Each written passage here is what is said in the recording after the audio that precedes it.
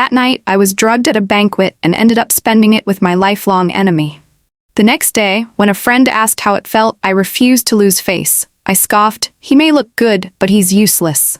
Honestly, I didn't feel much before it ended. Unfortunately, those words reached his ears. He pulled me back to the same hotel, pinned me down, and slowly removed his hearing aid. Then, mouthing the words, he warned me, "Once it's off, I won't stop. Don't cry like last time. I can't hear you anyway." Chapter 1. The sound of tearing cloth echoed. I had ripped open Ethan Jong's tailored shirt and was straddling him, hands wandering recklessly across his abs. His breathing grew heavy. Just as I reached for his belt, he suddenly gripped my wrist, fingers spelling out a refusal. "Damn it, Ethan, do you want me to suffer to death here? I'm already like this, and you still won't touch me? What's wrong with you? If you really can't, then bring another man in." Tears spilled down my face. I never imagined I'd be drugged at a banquet. The effect was overwhelming, burning through all my reason. Without someone to release it, I felt like I would explode. Ethan froze, Adam's apple bobbing sharply. Then, with stiff hands, he signed, "No regrets?" I had no patience left. I leaned forward and pressed my lips to his. "If you're a real man, prove it. Enough with the questions." The next morning, my back ached and my throat felt raw. Reaching for water, I caught sight of the man lying beside me. Ethan's eyes were closed, his hair messy. His neck was covered in scratches and kisses, chest marked by deep bite marks. I froze. Who am I? Where am I? What did I just do? And most importantly, why is Ethan Jiang in my bed? I screamed like a startled animal and bolted, wobbling on weak legs as I rushed home. When I arrived, my worried parents fussed over me. Just as I began to calm down, Ethan's mother appeared. "Claire, have you seen my son? He disappeared after the banquet last night. The cameras showed you left with him. Why are you the only one who came back?" Her sharp eyes locked onto mine. My heart skipped a beat. Of course, I knew exactly where Ethan was, because I had just spent the entire night with him. But if our parents found out, they'd surely force us together. And Ethan was my sworn enemy. Last night was nothing but an accident. Ethan appeared behind me, sharp gaze like a blade cutting into my back. He signed, "Why did you come home first?"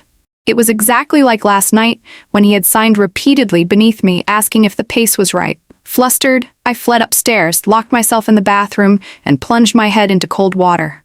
"Claire Shu, stop thinking about those indecent things." I told myself over and over. It was just one night.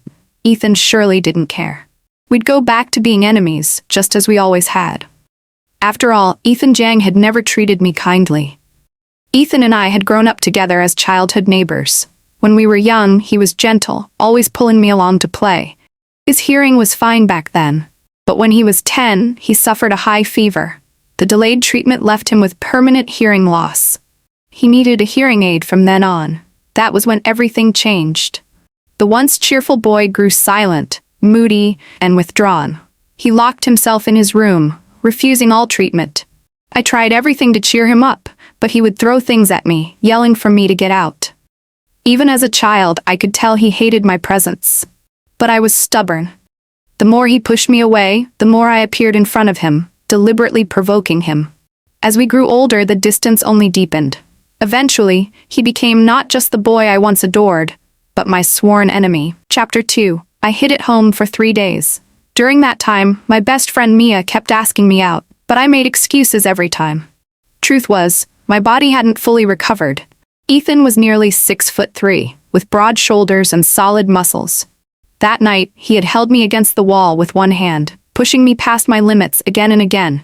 Even when I cried and begged, he refused to stop. By the 4th day, I finally felt better and agreed to meet Mia. The moment she saw me, she blurted, "Claire, what happened between you and Ethan? He's been asking about you non-stop." Ethan, asking about me? That didn't sound like him. But under Mia's relentless prodding, I confessed what had happened. "You slept with Ethan Jiang?" She gasped so loudly the whole bar nearly turned. I quickly covered her mouth. She smirked, nudging me with her elbow. "So? Was he any good?" My face burned hot. I didn't want to admit it, but Ethan had been far from bad. The only problem was communication. Sometimes his hearing aid fell off, and he kept going no matter how much I begged. Still, my pride wouldn't allow me to admit anything good about him. So I said, "Looks impressive, but honestly, not much." Before I could finish, Mia froze, her eyes wide in panic. She gestured behind me. I turned and saw Ethan. He stood there in a black suit, collar undone, sharp eyes glinting with mockery. He signed slowly. You felt nothing that night? My heart pounded. Ethan strode over, scooped me into his arms, and carried me out of the bar. No matter how much I protested, he held me tight. Once we reached the hotel, he locked the door and threw off his jacket. Muscles flexed under the dim light, veins standing out along his arms. My mind panicked. Is he going to kill me? But instead, he pressed me down onto the bed. Then, staring into my eyes, he slowly removed his hearing aid and tossed it aside. My voice shook. Ethan, why did you take it off? He didn't answer. Instead, he gripped my ankle and dragged me closer. His lips shaped the words clearly. Without it, I won't stop. Don't cry like last time. I can't hear you anyway. Ethan's kiss was deep and consuming. I couldn't breathe as his lips claimed mine, his tongue tracing every curve. It was nothing like that night. This time, I felt tenderness, hesitant, almost reverent. My body softened. My heart trembled. Then, against my ear, I heard his voice for the first time in years. Rough, halting, awkward, yet full of raw feeling. Claire, don't push me away. I may be disabled, but not in every way. And you feel something, too. Hearing his broken words, I couldn't hold back. Tears spilled as I bit his shoulder hard. Ethan Jun, you bastard! I remembered the hospital when we were kids. After his surgery, Ethan lay pale on the bed, silent as his parents wept. I hadn't understood why he wouldn't respond, why he never answered my cries. Mom, let's take him home. He'll get better. I had begged, but my mother stroked my hair and whispered the truth. Claire, he'll never hear again. You must take care of him. I couldn't believe it. I screamed at the doctors, insisting they give his hearing back. But nothing changed. From then on, Ethan refused to wear a hearing aid. He shrank into himself, curling into corners, forcing himself to listen to a world he could no longer hear. His parents pinned their hopes on me, asking me to reach him. But every time I tried, he pushed me away. That was when the gap between us truly began.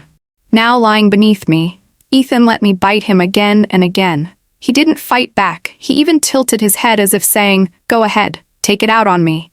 When I looked at him, I saw his chest covered with teeth marks and his dark eyes shimmering with something strange. Instead of anger, there was a dangerous heat. Claire, he signed clumsily, eyes wet. I'm sorry. Please, don't leave me. The pitiful look on his face stirred something inside me, so I leaned close and signed back. Only if you behave.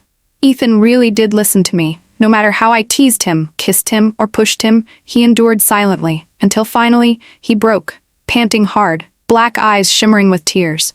I let go, ready to walk away. But just as I turned, he grabbed my hand and yanked me back onto the bed.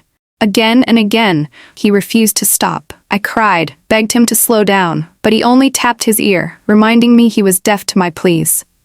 For the first time, I realized what it meant to dig my own grave. Chapter 3. The next day, I woke to Ethan smiling at me, his expression content. Claire, he said slowly, I ordered us lunch. I froze. He had spoken again, haltingly, but real words. Looking around the messy room, I nearly fainted. This man, was he obsessed? Still, when he saw my exhaustion, he softened, carrying me gently, rubbing my sore legs instead of asking for more. Later, we learned the one who had drugged me at the banquet was caught. I rushed off to see the culprit, leaving Ethan to clean the room spotless. When I came back, I saw him standing in the street, anxious, without his hearing aid. Cars honked around him, but he didn't hear. My heart stopped. Ethan, watch out. He finally turned, running straight into my arms. Shaking, I scolded him. Where's your hearing aid? Do you want to die? He only signed with worry. Don't cry. You were gone. I panicked and forgot it. Back at the hotel, I forced Ethan to put on his hearing aid. He refused until I personally did it for him. When I clipped it in place, his eyes lit up as if I had given him the world. From now on, I warned, never take it off outside. No matter what. His arms wrapped around me, head buried in my shoulder. Claire? Claire, he whispered my name, over and over, voice trembling. It was the first time he had willingly clung to me. But I couldn't let him think forgiveness came so easily. So I pushed him away.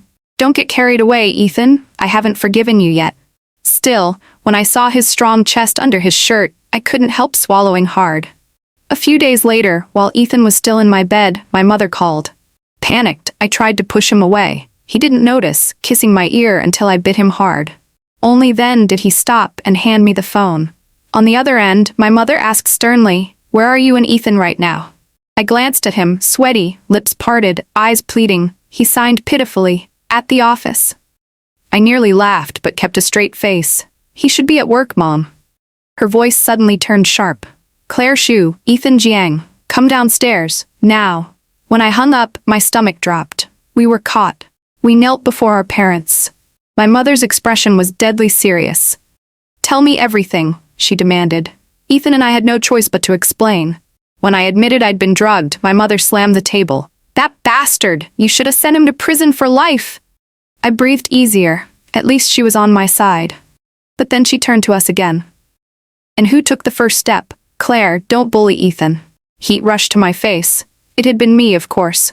But before I could confess, Ethan stood and took the blame. "Auntie, it was me. I started it."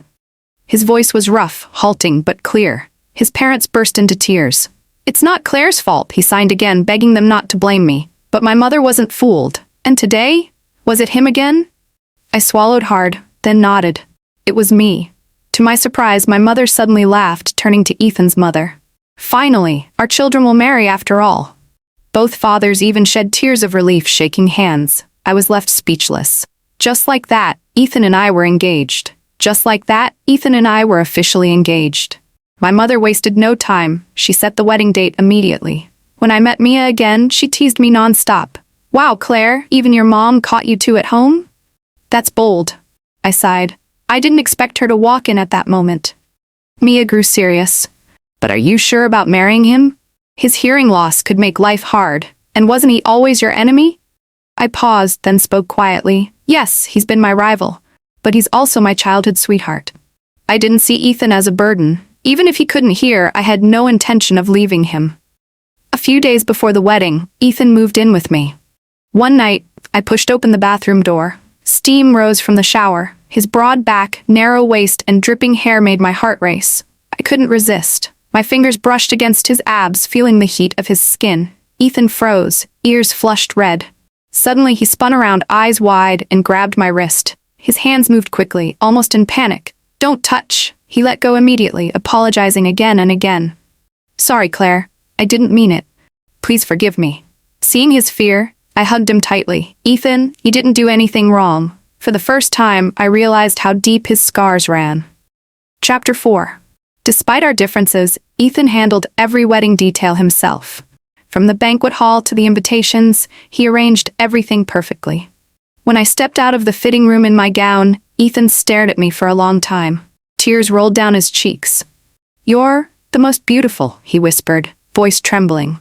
I wiped his tears, laughing softly. "Silly, why cry?" He only shook his head, signing, "I'm just grateful I didn't lose the ability to see you." The day before the wedding, Ethan's mother invited me over. She showed me his room. In one corner stood a huge cabinet filled with boxes. Each box was labeled, "Claire's gift." From childhood trinkets to silly pranks, I had given him so many things, and he had saved them all. His mother sighed. "After he lost his hearing, he closed himself off. He pushed you away, not because he didn't care, but because he felt unworthy. Still, he never threw away anything you gave him." I held her hand firmly. "Auntie, I never hated him. I've always stayed by his side." On our wedding day, Ethan paced nervously. Sweat soaked his palms. Just before we entered, he suddenly removed his hearing aid. "Claire, I don't want people to see a groom with a disability," he admitted, eyes full of fear. I smiled gently, taking it from him. "That's fine. I'll be your ears today." Hand in hand, we walked through the grand doors. Applause thundered, music swelled. Though Ethan heard none of it. But he felt my warmth, my steady grip. At the altar, I recited the vows slowly, signing each word for him. "Ethan Jian, do you promise to love and protect Claire Shu, never abandoning her, always keeping her safe and happy?" His eyes turned red as he signed back, whispering hoarsely, "I do." The hall erupted in cheers. Tears filled my eyes as I kissed him, sealing our vows. That night, Ethan was different. More shy, more sensitive. Breathless, he gripped my hand tightly, shaking his head. I ignored his protests, kissing his eyes, his nose, his lips, even his ears. He flinched, trying to pull away, but I held him down. Over and over, I whispered against his ear, "Being imperfect will never stop me from loving you." I love every part of you, including what you see as flaws." Tears rolled down his cheeks. Under my insistence, he repeated haltingly, "I am worth Claire's love. I am worth Claire's love." Finally, he kissed me back, trembling, whispering, "Claire, I love you so much.